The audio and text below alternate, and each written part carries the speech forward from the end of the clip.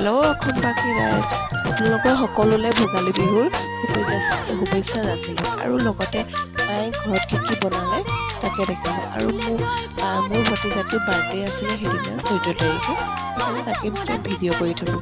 ইয়াত চাই লওক আপোনালোকে কি কি মায়ে বনালে।